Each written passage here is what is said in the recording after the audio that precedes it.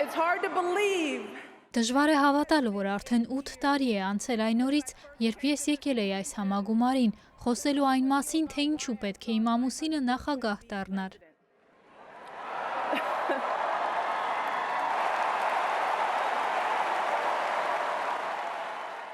Ես երբեք չեմ մոռանա ձմռան այն առավոտը, երբ նայում էի, թե ինչպես են մեր 10 և 7 տարեկան երեխաներին նստեցնում սև զրահապատ ավտոմեքենան։ Ես նայում էի նրանց փոքրիկ այտերին, որոնք հպված էին ապակուն և մտածում, թե մենք այս ինչ արեցինք։ Հենց այդ պահին ես գիտակցեցի, որ Սպիտակ տանը անցկացրած մեր տարիները հիմք պիտի հանդիսանային այն բանի համար, թե նրանք ինչպիսին կդառնային, և թե ինչպես մենք մեզ կդրսևորեինք այս իրավիճակում, կարող էր կերտել կամ կոտրել նրանց կյանքը։ Դա այն է, ինչի մասին Բարաքը և ես մտածում ենք ամեն օր, փորձելով նրանց ուղղորդել անընդհատ ուշադրության կենտրոնում գտնվող այս ապրելակերպի ընթացքում։ Երբ նրանց խրախուսում ենք անտեսել նրանց, ովքեր կասկածի տակ են դնում իրենց հոր քաղաքացիությունը կամ հավատը, երբ նրանց բացատրում ենք, որ հեռուստատեսությամբ քաղաքական գործիչների արտասանած ատելությամբ լի բառերը չեն բնորոշում այս երկիրը։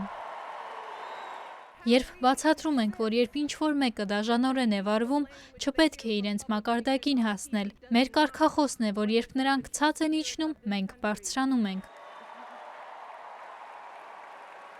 Ամեն մի քայլը անելուց առաջ մենք գիտենք, որ մեր երեխաները հետևում են մեզ։ Մենք որպես ծնողներ նրանց ամենակարևոր օրինակն ենք։ Թույլ տվեք ասել, որ Բարաքն ու ես նույն մոտեցումն ենք ցուցաբերում մեր աշխատանքների մեջ, որպես նախագահ և որպես առաջին տիկին։ Որովհետև մենք գիտենք, որ խոսքերն ու գործողությունները արժեք ունեն ոչ միայն մեր դուստրերի, այլ նաև երկրի բոլոր երեխաների համար։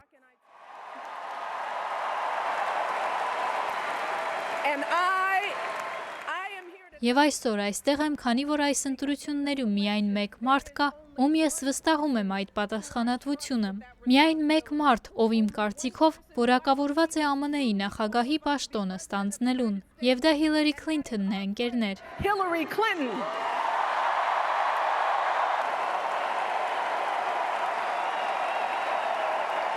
That's right.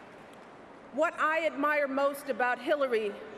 Հիլարի Քլինթոնի մեջ ինձ ամենից շատ հիացնում է այն, որ նա երբեք չի ճկվում ճնշման տակ, նա երբեք խնդրի լուծումը չի շրջանցում, և Հիլարի Քլինթոնը իր կյանքում երբևէ ոչինչ անավարտ չի թողնում։